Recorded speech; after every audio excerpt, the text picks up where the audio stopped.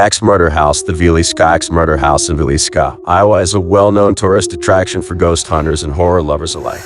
The site of a gruesome and solved 1912 murder, in which 6 children and 2 adults had their skulls completely crushed by the axe of an unknown perpetrator, was purchased in 1994, restored to its 1912 condition, and converted into a tourist destination.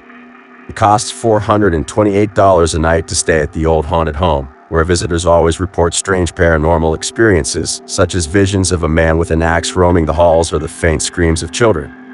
But in November of 2014, the haunting took a darker turn. Robert Stephen Lowerson Jr., 37, of Rhinelander, Wisconsin, was on a regular recreational paranormal visit with friends when through horror struck. Revice, his companions found him stabbed in the chest and apparently self-inflicted wound called 9-11. And Lowerson was brought to a nearby hospital before being helicoptered to Creighton University Medical Center in Omaha. The Montgomery County Sheriff's Office said Lowerson suffered the self-inflicted injury at about 12:45 a.m., which is around the same time the 1912 axe murders in the house began. Lowerson recovered from his injuries, but has never spoken publicly about what occurred that day. For Marfalin, the owner of the home, the incident was very upsetting. It's publicity, but it's not exactly the kind of publicity you desire to have.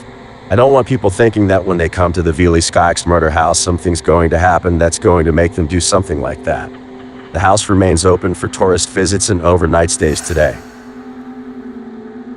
When you think of haunted dolls, it's likely the creepy old Victorian-looking porcelain kind that springs to mind, none of which you probably have laying around. Still, don't get too comfortable around any kids' toys too soon, though. A Disney's Frozen Elsa doll that was gifted for Christmas 2013 in the Houston area made headlines earlier this year when it seemingly became haunted.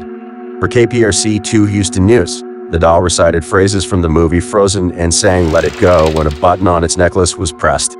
For 2 years it did that in English, Mother Emily Madonia said. In 2015, it started doing it alternating between Spanish and English. There wasn't a button that changed these, it was just random. The family has owned the doll for more than 6 years and never changed its batteries. The mother says the doll would randomly begin to speak and sing even with its switch turned off. The family decided to throw the creepy doll out in December of 2019. Weeks later, they found it inside a bench in their living room. The kids insisted they didn't put it there, and I believed them because they wouldn't have dug through the garbage outside, Madonia told KPRC2 Houston News. At that point, Elsa ceased to sing the English rendition of "Let It Go" altogether, speaking only Spanish when pressed. The family then double-bagged the bizarre doll and placed it at the bottom of their garbage, which was taken out on garbage day.